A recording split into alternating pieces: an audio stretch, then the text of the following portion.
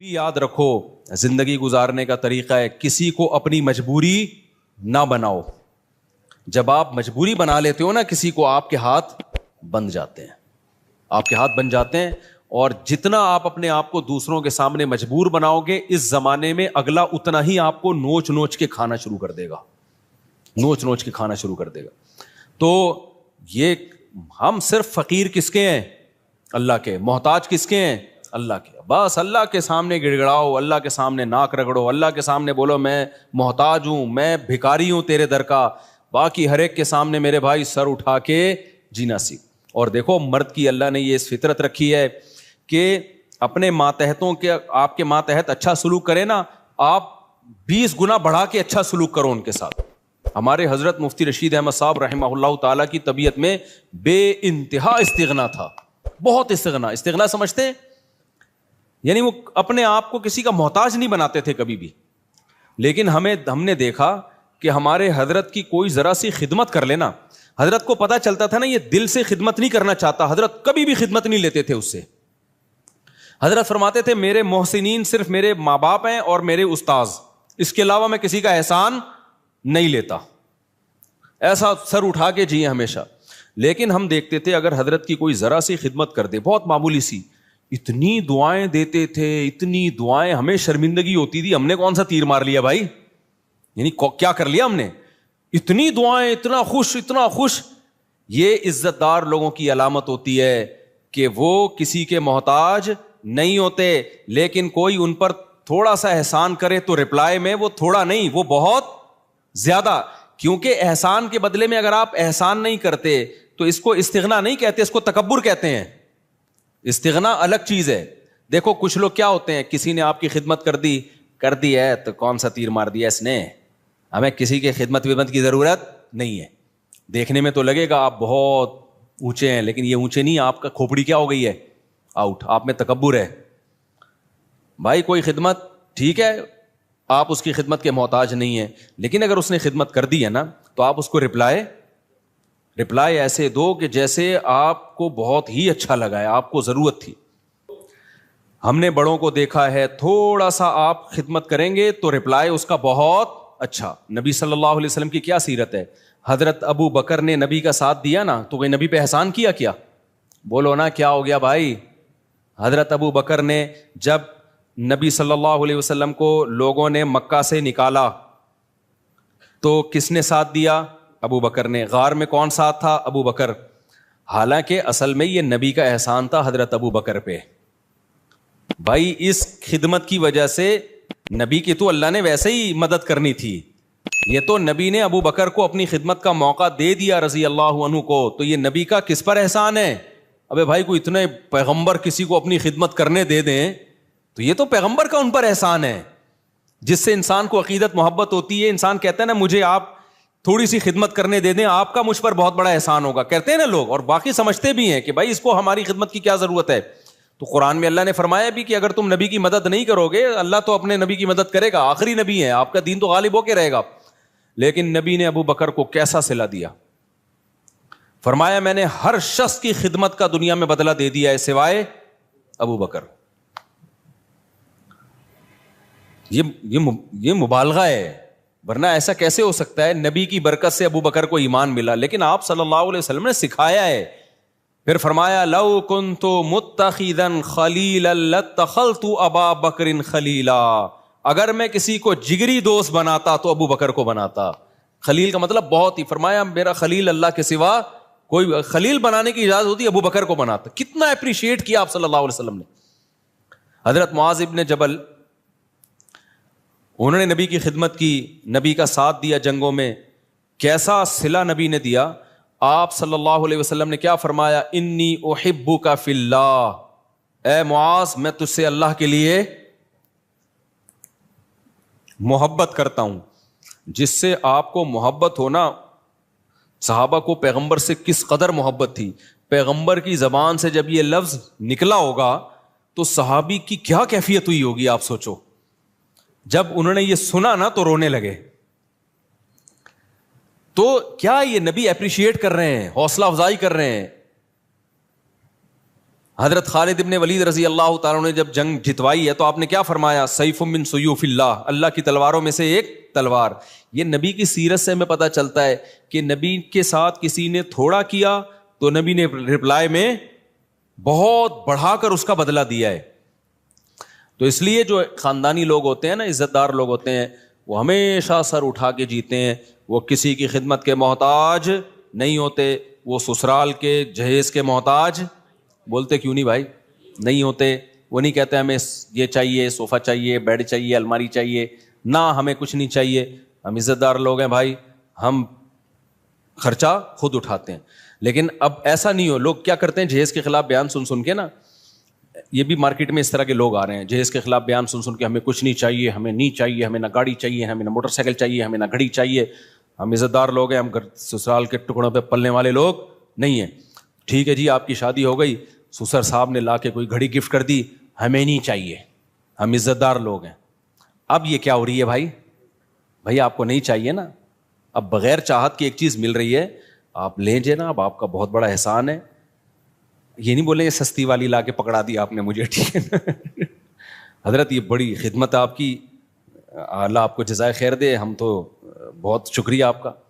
تو اس میں اس کو اپریشیٹ کرنا چاہیے، کیونکہ اس کے سامنے کہنا کہ ہمیں نہیں چاہیے، یہ پھر استغنا نہیں ہے، بلکہ یہ کیا ہے؟ تکبر. سمجھتے ہو کہ نہیں سمجھتے؟ تو بڑا جب کوئی چیز دے تو آپ سینے سے لگائیں اس کو کہیں کہ بھائی بہت بڑی چیز مل گئی. آپ کے ابا، آپ کی اماں آپ کو کچھ گفٹ دے. حضرت مولانا اشرف علی تھانوی رحمہ اللہ تعالیٰ کی زوجہ نے ان کے لیے بڑی محنت سے ایک اچکن بنائی. اچکن پتہ ہے کسے کہتے ہیں؟ پہلے زمانے میں ہوتی تھی اچکن ہی ہے نا، کچھ اور میری اتنی دیر میں تو لغت اور چینج ہو جائے گی میرے بھائی. تو ہیں اچکن، کچھ اچکن کہتے ہیں، کچھ وہ نہیں ہوتی ایک وہ پورا چوغا سا پہنا جاتا. اب مولانا تھانوی رحمہ اللہ کا مزاج نہیں تھا ایسی چیزیں پہننے کا، اور ان کے گھر والوں نے اتنی محبت سے اتنی محنت کر کے بنائی تو وہ وہی پہن کے نکل گئے گھر سے باہر. لوگوں نے کہا یہ آپ کیا پہنا ہے؟ انہوں نے کہا یار اتنی محبت سے اس نے بنائی ہے. اب میں یہ نہیں کہہ رہا آپ کی بیگم کچھ بھی آڑا ترچا پہنا دے، آپ دسترخوان پہنا دیا، آپ محبت سے باہر نکل آئے تو لیکن کوئی بھی آپ کے ساتھ تھوڑی سی بھی خدمت کرے تو جواب میں اس کو دعا دینی چاہیے، اس کو بہت زیادہ اپریشیٹ کرنا چاہیے، لیکن محتاج کسی کا انسان بن کے نہ رہے. ایک طرف لوگ بہت زیادہ ٹینشن میں بچوں کو مارنا پیٹنا، ہر وقت برا بلا کہنا، یا گھر میں ایسا ہر وقت ماحول بنا کے رکھنا، اور ایک طرف گورا ہے اس نے ٹینشن فری بنا دیا. یہ دونوں چیزیں فطرت سے کیا ہیں؟ بغاوت. اسلام ہے وَكَذَلِكَ جَعَلْنَاكُمْ أُمَّةً وَسَطًا. اسلام نے کہا نہ ساری خواہشات تمہیں نہیں پوری کرنے دوں گا میں، بہت ساری جگہوں پہ تمہیں اپنی خواہش کو کچلنا پڑے گا. تمہاری وہ لگژری لائف ہو ہی نہیں سکتی جو غیر مسلم کی ہوتی ہے. شراب پینے کا دل چاہے گا، نہ، پابندی ہے. بوڑھے ماں باپ کی بات میں کر رہا تھا، وہ ڈانٹتے ہیں ڈپٹتے ہیں، آپ نے برداشت کرنا ہے. اس سے سب سے بڑا فائدہ پتہ ہے کیا ہوگا؟ جب آپ اپنے بچوں کے سامنے اپنے بوڑھے باپ کی برداشت کرو گے تو سمجھ لو آپ کا بڑھاپا اب جنت. نہیں آئی میرا خیال ہے بات؟ آپ کا بڑھاپا کیا ہے؟ جنت. آپ کا بچہ سیکھے گا بھائی ہماری پرمپرا ہے کہ بڑوں کے سامنے آواز. دیکھو میں 1 گھنٹہ تقریر کروں نا کہ باپ کے سامنے مت چیخو، باپ کی خدمت کرو، خدا کی قسم اس کا 1% شاید اثر ہو جائے. لیکن میرا باپ زندہ ہو اور میں اولاد کے سامنے ان کی خدمت کر رہا ہوں اور باپ کی مار برداشت کر رہا ہوں، وہ مجھ پہ ہاتھ اٹھا رہا ہے مگر میں اس کے سامنے آواز اونچی، مار کھا کے بھی میں مسکرا رہا ہوں. یہ 6 گھنٹے 10 گھنٹے کے بیانات اور کتابیں ایک طرف، اس سے آپ کیا بچے کو جو موٹیویشن ملے گی نا، وہ سمجھ جائے گا بھائی ہمارے ہاں ہوتا ہی یہی ہے کہ باپ کے سامنے آواز نہیں بلند کی جاتی. اس کو رائٹ ہے کہ وہ مارے، وہ ہاتھ اٹھائے، اس کو یہ حق دیا ہے خدا نے. اب تک ہمارا کلچر بچا ہوا کیوں تھا؟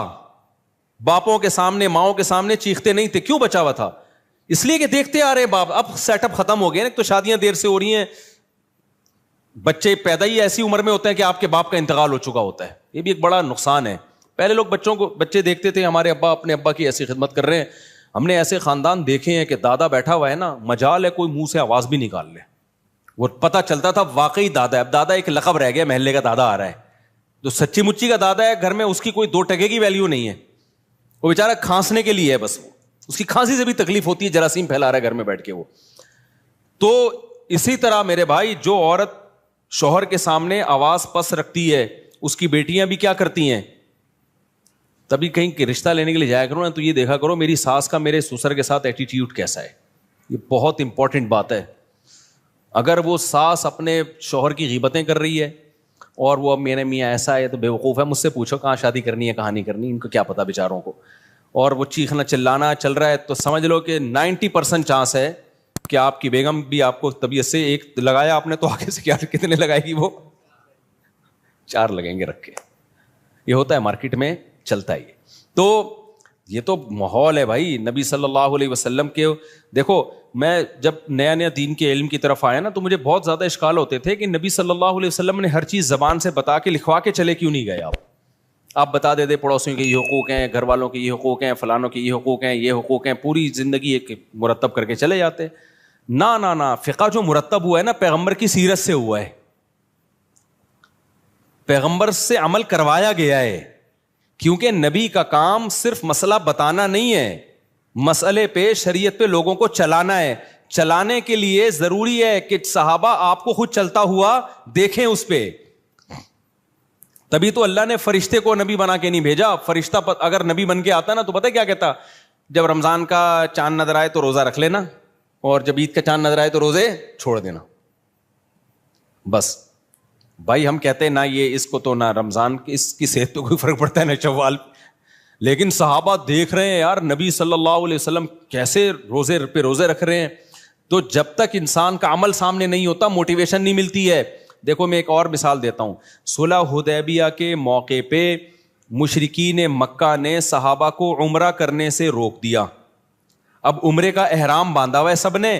آپ کو مسئلہ پتا ہونا چاہیے کہ جب ہم عمرے کا احرام پہن لیتے ہیں, لبیک اللہم لبیک کہہ دیتے ہیں, تو جب تک طواف اور سعی نہ کر لیں وہ احرام اتارنے کی اجازت بولو نہیں ہے. بالکل ایسے جیسے تکبیر تحریمہ کے لیے نیت باندھ لی نا, تو جب تک 2 رکعتیں پڑھ کے سلام نہیں پھیرو گے آپ کو نیت توڑنے کی اجازت نہیں ہے, گناہ ہے نیت توڑنا. تو ایسے ہی احرام جب ایک دفعہ باندھ لیا جائے نا, تو جب تک عمرہ نہ ہو جائے آپ اس احرام کو نہیں کھول سکتے.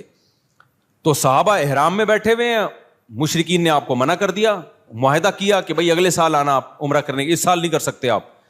تو اب صحابہ پریشان, پہلے موت پہ بیعت کر چکے ہیں 1400 صحابہ کہ ہم لڑیں گے ان سے. تو موت پہ بیعت بھی ایسے جذبات بنے ہوئے ہیں, بھائی ہم نے تو ان سے لڑنا ہے, موت پہ بیعت کر کے تیار بیٹھے ہوئے لڑائی کے لیے. اب شرطیں ساری کافروں کی مان رہے ہیں, اور پھر مزید شرط یہ کہ عمرہ کے بغیر احرام بھی کھول دو آپ, یعنی سر منڈا لو پہلے ہی اور احرام کھول کے دم دو. تو یہ تو اور ان پہ شاک گزرا کہ بھئی یہ تو ذلت در ذلت در ذلت ہے, ہم کیسے مشرکین کے کہنے پر ہم عمرہ چھوڑ دیں اور سر منڈا کے احرام کھول دیں, یہ تو بڑا مسئلہ ہے. نبی صلی اللہ علیہ وسلم نے صحابہ سے فرمایا بھائی سر منڈاؤ اور احرام کھول دو. کوئی بھی نہیں کھول رہا, ٹھیک ہے نا بھائی, ہم کیسے کر لیں کیسے کر لیں, سب ڈر رہے ہیں کہ بھئی ہم یہ تو عمرے کا احرام باندھا ہوا ہے, ہم دباؤ میں آ کے کیسے کر لیں بھائی. تو آپ صلی اللہ علیہ وسلم پریشان ہو گئے کہ بھائی میں سب کو کہہ رہا ہوں کہ سر منڈا لو اور احرام کھول دو, لیکن کوئی بھی نہیں کر رہا یہ کام.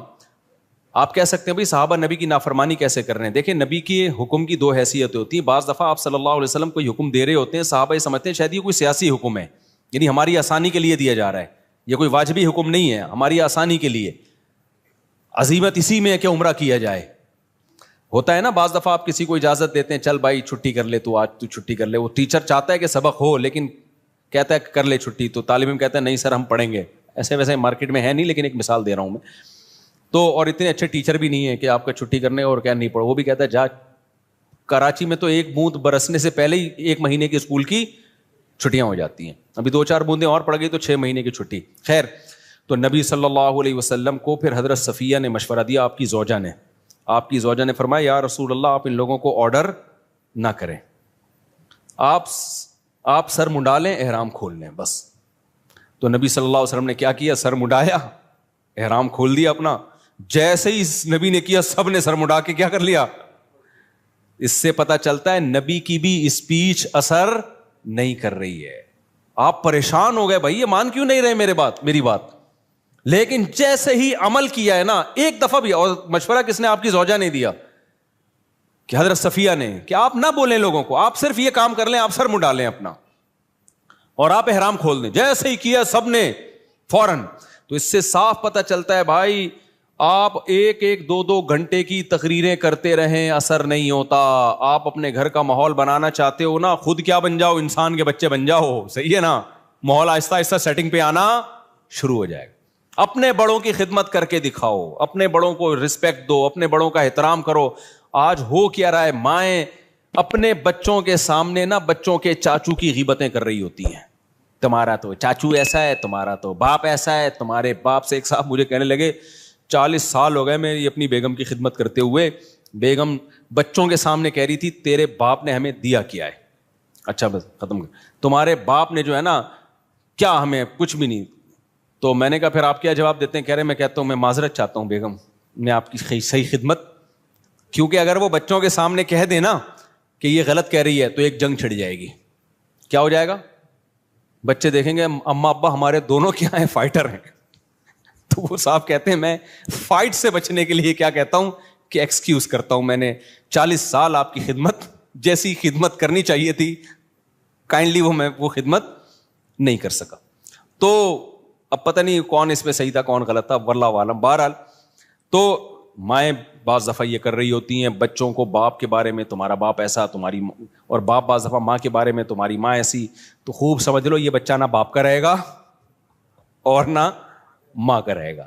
مائیں سمجھ رہی ہوتی ہیں. یار ایک اور واقعہ میرے سامنے آیا ہے, خون کے آنسو رونے کا دل کرتا ہے. ایسے واقعات بھی آتے ہیں, ماں بیمار ہوئی ہے نا, اب بچہ ماں کی زیادہ خدمت کر رہا ہے تو باپ کو غصہ آ رہا ہے. باپ بیمار پڑا ہوا ہے, بچہ باپ کی بہت خدمت کر رہا ہے تو ماں کو غصہ آ رہا ہے کہ کیوں ابا کو اتنا کیوں فری کرایا ہوا ہے. بس اعتدال سے رہو, زیادہ غلام بننے کی کوشش.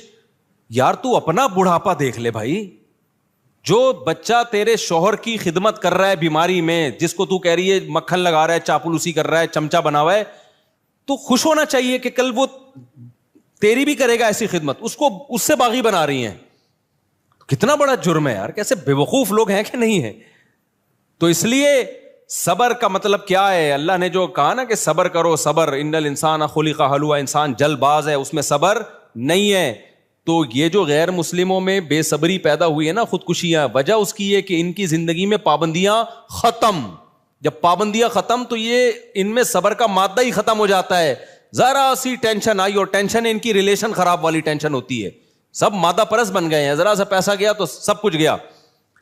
یار بچہ 18 سال کا ہوتا ہے تو باپ کہتا ہے کہ کرایہ دے میرے گھر میں رہنے کا. سمجھ رہے؟ بچہ 18 سال کا ہوا نا تو باپ کہتا ہے تیرے باپ کا گھر نہیں ہے, ٹھیک ہے, کیا دے گا؟ کرایہ دے گا. اتنی مادہ پرستی جو سوسائٹی میں آ گئی ہو تو خودکشیاں نہیں ہوں گی کیا وہاں پہ؟ ریلیشن صرف کتے سے اور پیسے سے بس. تو میرے بھائی اپنے سسٹم کو بچاؤ.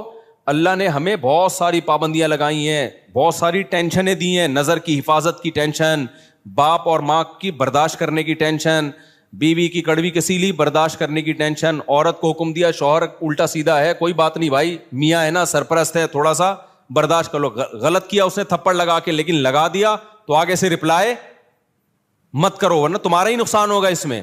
تو یہ جو پھر رمضان کے روزوں کی ٹینشن, شراب سے بچنے کی ٹینشن, یہ بہت ساری ٹینشنیں کیا کرتی ہیں, ہمارا جو امیون سسٹم ہے اس کو کیا کر دیتی ہیں, بوسٹ. پھر کبھی زندگی میں کوئی ٹینشن آئی تو اتنی ساری ٹینشنیں جھیلی بھی ہوتی ہیں کہ یہ ٹینشن ہمیں ہلکی لگتی ہے. بالکل وہ ایک جو بدماش تھا نا, سعودیہ کے جیل سے چھوٹ کر آیا, مجھے اپنا واقعہ بتا رہا تھا, انڈیا میں بڑی بدماشیاں اس نے کی ہیں. کہہ رہا میں نے انڈیا میں اتنی جیلوں میں مار کھائی ہے کہ ایک دفعہ سعودی عرب میں پکڑا گیا تھا, تو جب وہ مجھے مار رہے تھے تو مجھے ایسا لگ رہا تھا گدگدیاں ہو رہی ہیں مجھے.